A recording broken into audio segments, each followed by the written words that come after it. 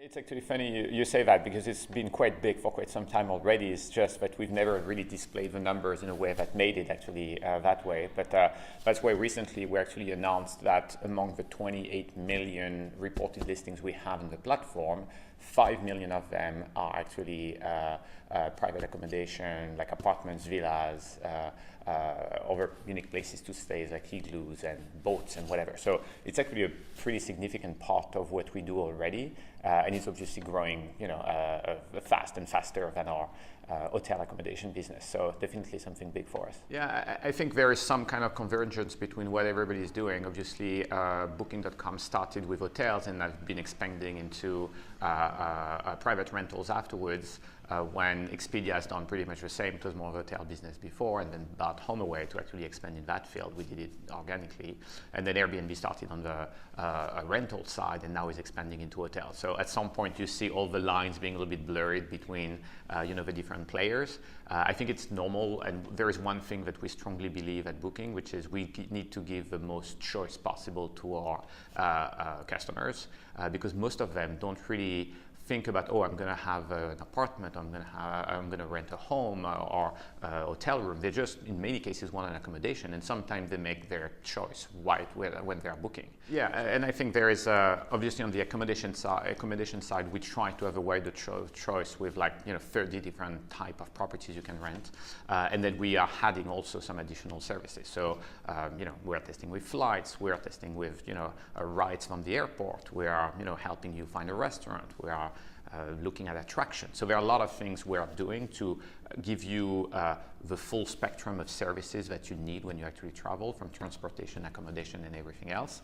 And so we do it in our own way, which is we want to empower people to experience the world in a very easy way. We want everything to be bookable on the platform, and we want to make it very easy to do. So that's why everything is instantly bookable on Booking. That's why we don't have user fees, because we want it to be clear, we want it to be comparable. We want the customer to be able to find the information, make a choice for themselves, and then book it very easily. Yeah, and so again, we started from a hotel business and then a managed vacation rental business. So obviously anything related to connectivity and channel managers, we're hundreds of connectivity partners that we work with on the hotel and the vacation rental side, is definitely something that makes their life very easy, because we can plug it into Booking very easily.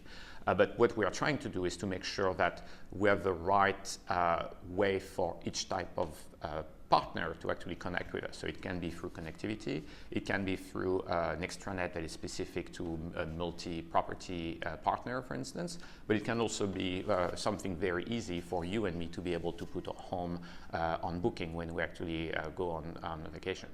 Yeah, so our goal is really to make the marketplace work between supply and demand. So we are more than happy to work with the connectivity partners that exist, the channel manager, the property management systems, and all that. And in some cases, if we can help ourselves to actually solve a pain point by developing our own solution, and that's a lot of what Booking Suite is doing, we'll do it as well. So anything that can increase the connectivity and make the API connections seamless and as powerful as possible, we'll definitely look into it. Yeah, I think the way many of them look at it is the fact that by having everybody, there is more demand coming, and eventually they actually benefit from it as well.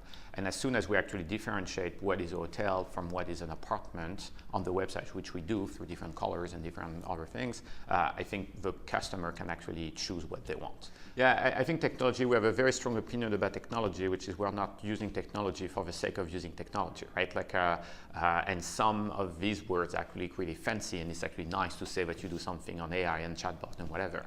The way we use them is actually to solve the customer pain point, and some of them are not sexy at all. A lot of the stuff that we do on the partner side to allow connectivity is not something that is not the most eye-catching necessarily, but it's actually something that is helpful to remove friction on one side or the other of the platform.